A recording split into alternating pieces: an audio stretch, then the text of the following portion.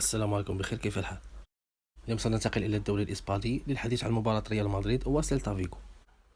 قبل الحديث عن أجواء المباراة لا تنسى الاشتراك بالقناة والضغط على زر الإعجاب ومشاركة القناة. فاز ريال مدريد على سيلتا فيغو ب1-0 بهدف جود بيلينغهام. وننتقل للحديث عن مجريات المباراة.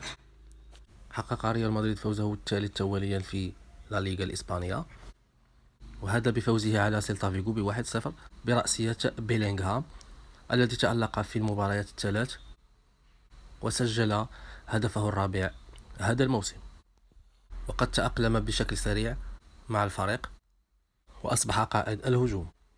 شوط المباراة الأول انتهى بالتعادل 0 لمثله، لكنه شهد على إصابة الفيني والتي حرمته من إكمال المباراة، واستبدل بخوسيلو، ويبدو أن الإصابة ستحرمه من اللعب على الأقل أسبوعين.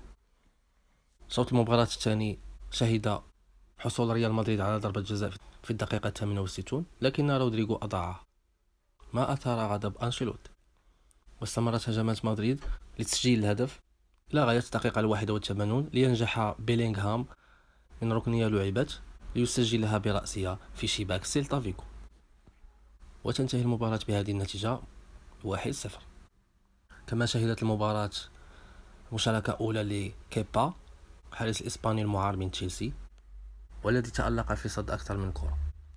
ويستمر ريال مدريد في تصدر الليغا الإسبانية، وبيلينغهام في ترتيب الهدافين. مبروك لجماهير ريال مدريد هذا الفوز، ونتمنى عودة سريعة لفيني جونيور للملاعب.